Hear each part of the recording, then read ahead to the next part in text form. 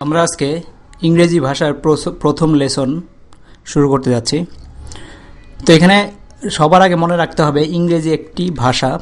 আমরা যেরকম বাংলা ভাষা বলি, ইংরেজিও ঠিক সেরকম একটি ভাষা, যেটা অনেক দেশের মাতৃভাষা। আমাদের বাংলার মতো তারা ইংরেজি প্রতিদিন ব্যবহার করে থাকে। তো আমরা যেভাবে বাংলা শিখেছি, আমরা যদি আরেকটা ভাষা শিখতে যাই, সেভাবে আমাদের ইংরেজিও শিখতে হবে। তো এখানে মুখস্থ করে কখনো ইংরেজি শেখা যায় না। আমাদের বিভিন্ন সময় বিভিন্ন জিনিসের ইংরেজি কি হয় সেই শব্দগুলোকে প্রতিদিন নিয়ম করে শিখতে হবে।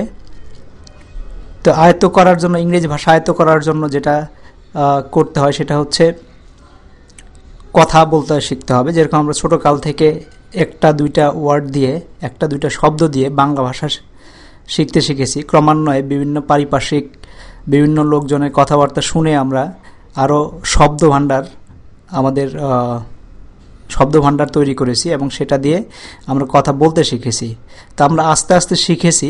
যখন আমরা ভাষা শিখেছি তখন কিন্তু আমাদের লিখতেও শিখতে হয়নি, পড়তেও শিখতে হয়নি, শুনে শুনেই আমরা শিখেছি। এই জন্যই ইংরেজি ভাষা শিখতে হলে ভুল হোক যেভাবেই হোক তোমাকে কথোপকথন শুরু করতে হবে। তোমার কেউ যদি থাকে যে ইংরেজি বলতে পারে, তার সাথে ভুলই বলো, কিন্তু কথা শুরু করতে হবে। এভাবে আস্তে আস্তে ভুল বলতে বলতে শুদ্ধ বলতে পারবে।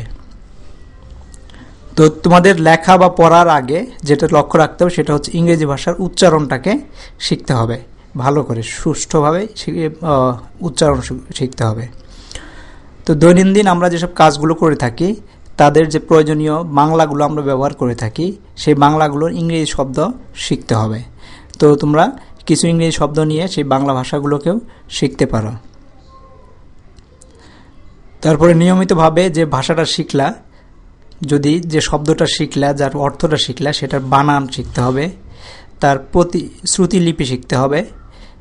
ধীরে ধীরে ইংরেজি শেখার জন্য সমস্ত সাধারণ বাক্য গঠন প্রণালী আস্তে আস্তে শিখতে হবে। বাক্য গঠন প্রণালী আমরা পড়ব কেমনে করতে হয়, তার সেই বাক্যগুলো করতে হবে। তোমরা একটা শব্দ শিখলে, সেই শব্দ দিয়েই আকার ইঙ্গিতে যখন কথা বলবো একজনের সাথে, আকার ইঙ্গিতে কথাগুলো বলতে পারবা। ওই একটা শব্দ দিয়ে হয়তো তোমরা অনেক কিছুই বোঝাতে পারবা, যেরকম আমরা ছোটোকালে বুঝেছি। তো আমাদের যেটা করতে হবে এখন,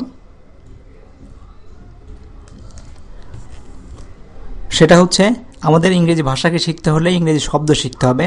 তারপর সেই শব্দ কথোপকথন ব্যবহার করে আমাদের বাক্য গঠন করা শিখতে হবে। যেরকম বাংলায় বাক্য গঠন করছি, ছোটোকালে হয়তো দেখেছো একটা ছোটো ছেলে মা মা করে, আস্তে আস্তে মা ভাত দাও, বা মা ক্ষুধা লেগেছে, বা এরকম অনেক ছোট ছোট শব্দ দিয়ে আস্তে আস্তে তার ভাষার পরিপূর্ণতা নিয়ে আসে। একটা সময় শেষে সে পুরোপুরি বাংলা ভাষা বলতে পারে। সেরকম ইংরেজিতেও তোমাদেরকে সেভাবেই শিখতে হবে। তো যেসব ইংরেজি বাক্যগুলো তোমরা তৈরি করবা, নিজেদের জানা ইংরেজি সব শব্দ ব্যবহার করে অভ্যাস করতে হবে প্রতিদিন।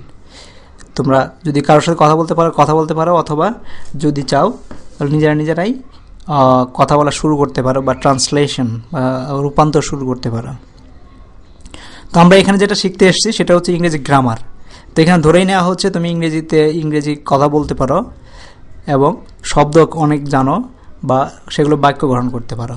তো ইংরেজি গ্রামার বাংলা গ্রামারের মতো ইংরেজি গ্রামারটা একটা ইংরেজি ভাষাকে সঠিকভাবে উপস্থাপন করার জন্য ব্যবহার করা হয়ে থাকে।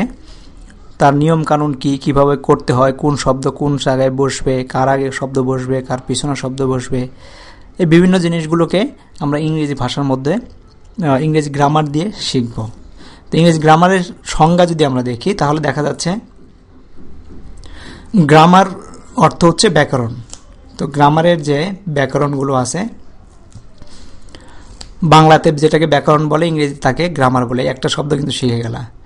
তো যে পুস্তক পাঠ করিলে ভাষা শুদ্ধরূপে লিখিতে পড়িতে পারা যায়, তাকে ব্যাকরণ বলে। এটা হচ্ছে ব্যাকরণের সংজ্ঞা।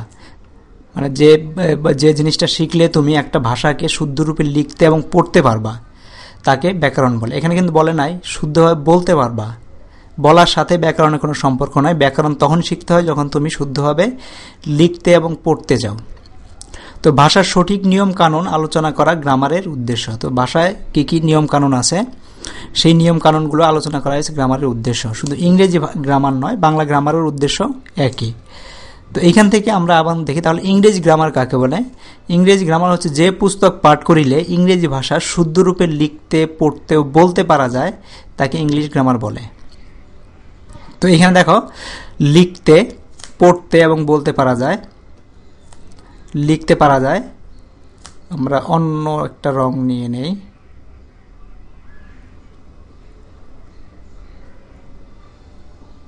অন্য একটা রং নিয়ে নিলাম। লিখতে তার মানে তুমি যে এই বই পাঠ করলে, ইংরেজি গ্রামার শিখলে তুমি ইংরেজি ভাষাকে শুদ্ধরূপে লিখতে পারবা, পড়তে পারবা শুদ্ধরূপে এবং বলতেও পারবা শুদ্ধরূপে। তো শুদ্ধরূপে বলার মানে হচ্ছে তুমি সব কিছুকে খুবই শুদ্ধ ভাষায় বলতে পারবে। তো বলা মানে শুদ্ধ বলা আর বলা এক জিনিস না। যেরকম আমরা কথা যখন বলি আর যখন লিখি সেটা কিন্তু দুই ধরনের হয়। আমরা কথা বলার সময় অনেক আমাদের আচার আচরণ, ভাব ভঙ্গি, চোখের ইশারা, হাতের ইশারা, মুখের এক্সপ্রেশন এগুলো নিয়ে আমরা কথা বলি। সুতরাং যেখানে লিখতে আমার 5টা ওয়ার্ড লাগে সেখানে আমরা একটা ওয়ার্ড দিয়ে হয়তো আমরা বলতে পারি।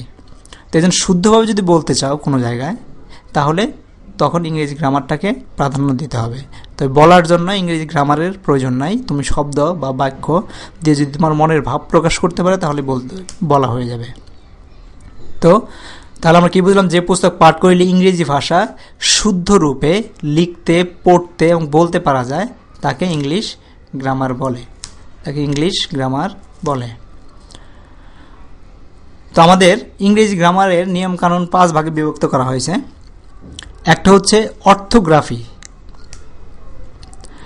অর্থোগ্রাফি মানে হচ্ছে বর্ণ শুদ্ধিকরণ। মানে আমরা বর্ণ যদি বুঝতে চাও, বর্ণটা হচ্ছে আমরা যেরকম ক, খ, গ, ঘ বা স্বর, স্বর লিখে থাকি সেটাকে বর্ণ বলে। তো ইংরেজিতেও বর্ণ আছে, আমরা আসবো। বর্ণ শুদ্ধিকরণ বা বর্ণ হয়তো তোমরা এখনই জানো বর্ণ কি। তো অর্থোগ্রাফি মানে হচ্ছে, অর্থোগ্রাফি হিসেবে বর্ণ শুদ্ধিকরণ। আরেকটা ভাগ আছে এটিমোলজি। এটিমোলজি হচ্ছে শব্দতত্ত্ব বা শব্দরূপ বা ধাতু প্রকরণ বা শব্দতত্ত্ব। একটা শব্দ কিভাবে গঠিত হয় সেই বিষয় নিয়ে যেখানে আলোচনা করা হবে তাহলে সেটাকে হবে এটিমোলজি। আর যেখানে বর্ণ নিয়ে আলোচনা করা হবে সেটা হবে অর্থোগ্রাফি। তারপর আছে সিনট্যাক্স। সিনট্যাক্স মানে হচ্ছে বাক্য গঠন বা পদ বিন্যাস প্রকরণ। মানে এই অংশটুকুতে, এই ভাগে আমরা ইংরেজি যেটা শিখবো কিভাবে আমরা শব্দ বাক্য গঠন করতে হয়, বাক্য গঠনের নিয়মাবলী কি, কোনটা সঠিক বাক্য কোনটা ভুল বাক্য, সেটা আমরা এই ভাগে শিখব।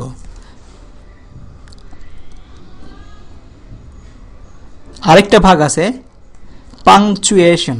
পাংচুয়েশন হচ্ছে বিরাম চিহ্ন প্রকরণ। বিরাম চিহ্ন মানে হচ্ছে আমরা যেরকম বাংলা লিখতে গেলে দাড়ি, কমা, সেমিকলন ব্যবহার করি, ইংরেজি ভাষাতেও সেরকম দাড়ির পরিবর্তে আছে ফুল স্টপ, সেমিকলন আছে, কমা আছে বা বিস্ময় আবেগসূচক চিহ্ন আছে।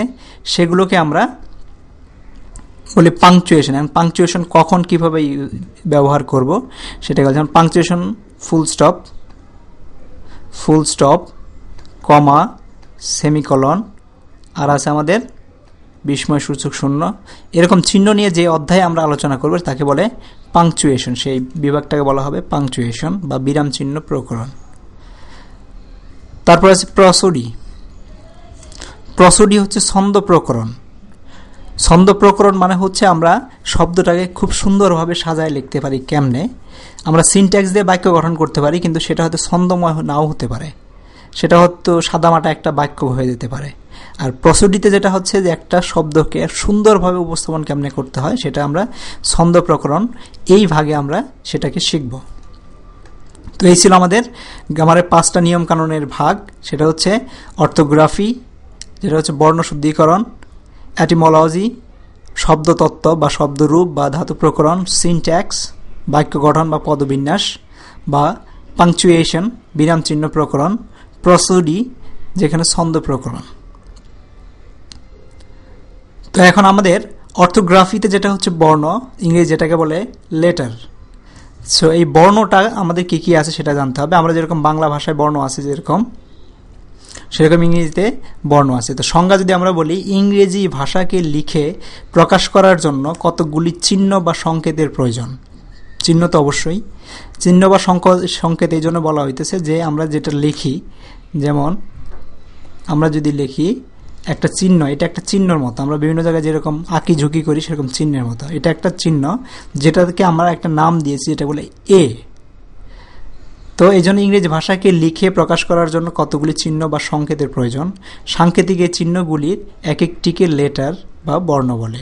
তো এরকম যেরকম সাংকেতিক চিহ্ন আছে, সেই চিহ্নগুলোকে এক একটাকে বর্ণ বলে। যেরকম আমাদের স্বর অ একটা বর্ণ, ক একটা বর্ণ, সেরকম এ এখানে একটা বর্ণ, বি একটা বর্ণ হবে, বি একটা বর্ণ, সি একটা বর্ণ। তো এগুলোকে আমরা এক একটাকে বর্ণ বলি। তো এখন আমরা জানি ইংরেজি ভাষাতে মোট 26টি বর্ণ আছে। মোট 26টি বর্ণ আছে। এদের সমষ্টিকে ইংরেজিতে আলফাবেট বলে। তো আমরা যেরকম বলি বর্ণমালা বাংলায় বলি, সেখানে এই 26টা বর্ণমালাতে হচ্ছে কি আমাদের স্বর স্বরা রস্বই দীর্ঘই থেকে শুরু করে ক খ গ যতগুলো বর্ণ আছে সবগুলোকে আমরা বর্ণমালা বলি। বর্ণমালাকে ইংরেজিতে বলা হয় আলফাবেট। তো এদের 26টি এই সাংকেতিক চিহ্নগুলোকে আলফাবেট হিসেবে নেওয়া হয়। তো এই বর্ণসমূহে আবার দুই ভাগে উপস্থাপন করা হয়, বড় হাতের অক্ষর বা ক্যাপিটাল লেটার যেটাকে ইংরেজিতে বলে, ও ছোট হাতের অক্ষর বা স্মল লেটার যেটাকে বলে।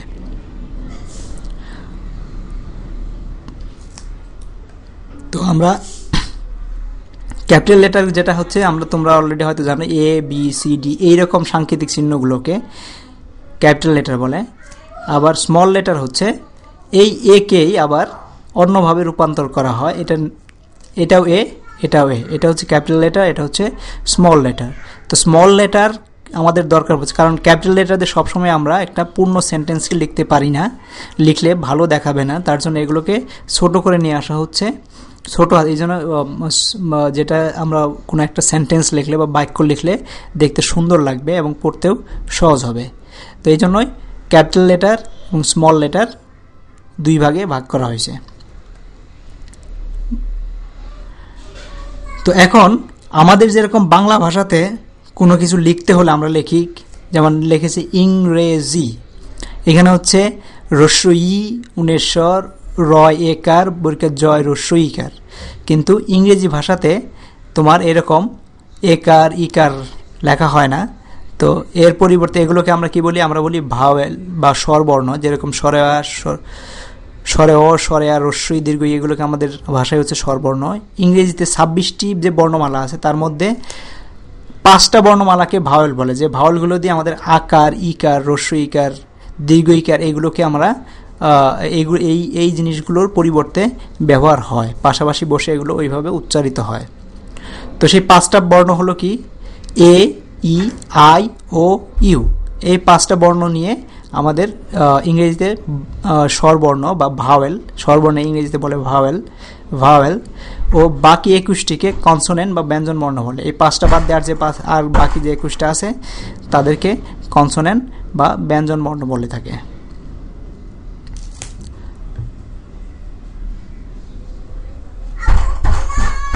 তো আমরা দেখব এখন শব্দ। তো আমরা এখন দেখব শব্দ। আমরা একটা লেটার দেখলাম বা বর্ণ দেখলাম।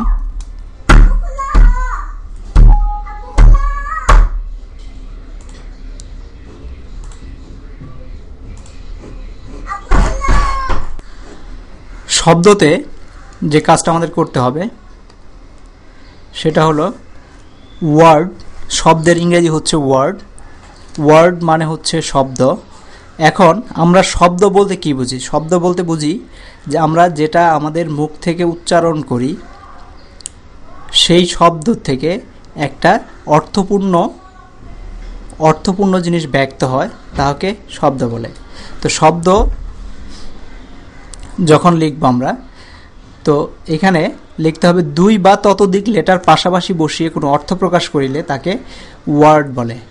তো 2 বা ততোধিক, তার মানে একটা শব্দ হতে হলে তোমাকে কমপক্ষে 2টা লেটার লাগবে, পাশাপাশি বসাইতে হবে এবং বসিয়ে কোনো অর্থ প্রকাশ করতে হবে, তাকে অবশ্যই অর্থ প্রকাশ করতে হবে।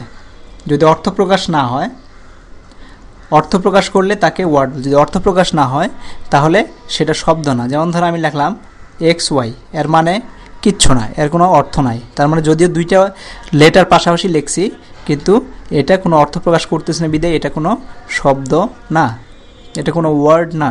তার মানে দুই বা ততোধিক ওয়ার্ড লেটার পাশাপাশি বসে যদি অর্থ প্রকাশ করে তাহলে শুধু ওয়ার্ড বা শব্দ তৈরি হবে। যেমন স্টুডেন্ট, স্টুডেন্ট, গুড। স্টুডেন্ট মানে জানো ছাত্র, গুড মানে হচ্ছে ভালো। তো এগুলো দেখো দুই বা ততোধিক, দুইয়ের অধিক, 1 2 3 4 5 6 7, 7টা লেটার পাশাপাশি বসে একটা শব্দ গঠন করছে। তো এই শব্দ গঠন করতে হলে তাকে কি করতে হচ্ছে? STUDENT, স্টুডেন্ট লিখতে হচ্ছে। তো এখানে আমরা যদি বাংলায় লিখতাম তাহলে স্টুডেন্ট কেমন লিখতাম? মধ্যাহ্ন স, স্টুডেন্ট, হসন্ত দিয়ে ট লিখতে পারি বা একসাথে লিখতে পারি, স্টুডেন্ট লিখতাম। তার মানে ST, দেখো এটা আমাদের ব্যঞ্জন বর্ণ, তার সাথে একটা হ্রস্ব উকার গেছে, দেখো স্টু, ST-তে স্টু, আর হ্রস্ব উকারের জন্য এই একটা ভাওয়েল, ভাওয়েল হলো। তারপরে ডেন, ড, দেখো কনসোনেন্ট বা ব্যঞ্জন বর্ণ বাংলাতে, তার সাথে একার আছে, এর জন্য এই আরেকটা ভাওয়েল, এই একারের জন্য ই বসছে। তো স্টুডেন্ট, এনটি হচ্ছে বাংলায় ব্যঞ্জন বর্ণ, এখানেও দেখো এন আর টি হচ্ছে ব্যঞ্জন বর্ণ। তো এইভাবে কনসোনেন্ট এবং ভাওয়েল পাশাপাশি বসে একটা শব্দ তৈরি করবে এবং একার হ্রস্ব উকার একার ওইকারের জায়গায় ভাওয়েলগুলো বসে। তো গুড, গুড মানে হচ্ছে ভালো, এখানেও একাধিক শব্দ লেটার বসে একটা শব্দ তৈরি হয়েছে।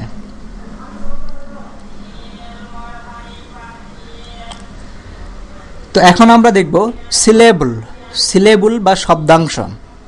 শব্দাংশ মানে হচ্ছে একটা ওয়ার্ডের, আমরা যখন একটা শব্দ তৈরি করি সেই শব্দর আবার ক্ষুদ্রাতি ক্ষুদ্র অংশ আছে, মানে একটা ওয়ার্ডেরও আবার অংশ আছে, বিভিন্ন ধরনের অংশ আছে, সেটাকে শব্দাংশ বলে বা সিলেবল বলে, সিলেবল বলে। যে তো এটা সংজ্ঞা হচ্ছে কোনো ওয়ার্ডের যে অংশটুকু একেবারে উচ্চারিত হয় তাকে সিলেবল বলে, একেবারে।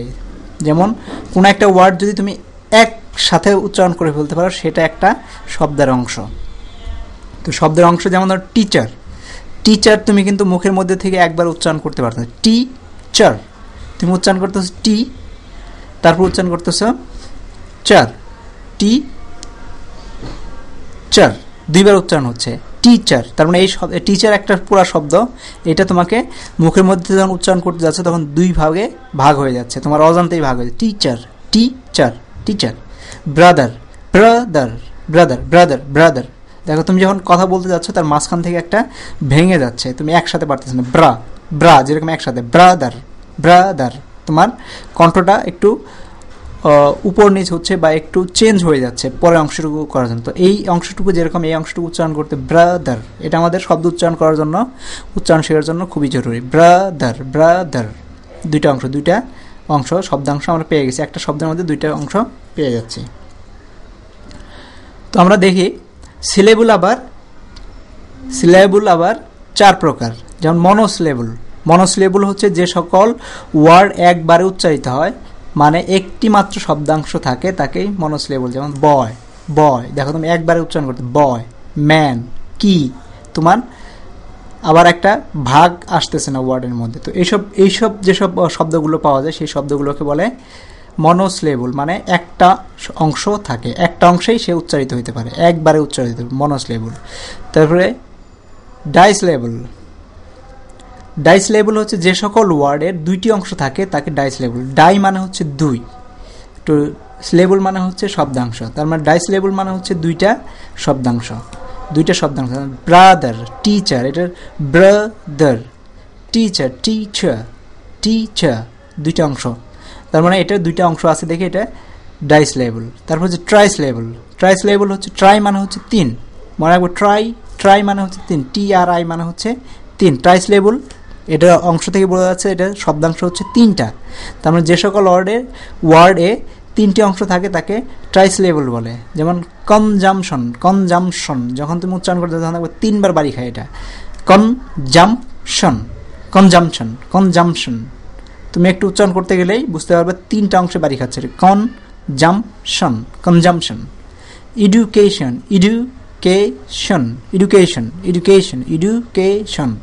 3টা অংশে ভাগ করা যায় দেখে এটাকে ট্রাইসিলেবল বলে।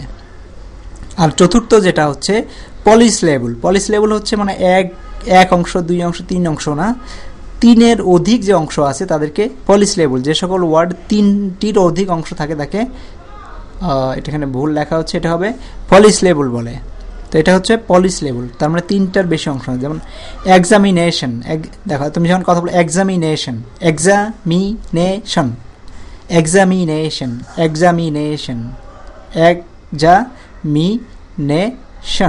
তার মানে 4টা অংশ আছে, মানে এটা হচ্ছে পলিসিলেবল। স্যাটিসফ্যাকশন,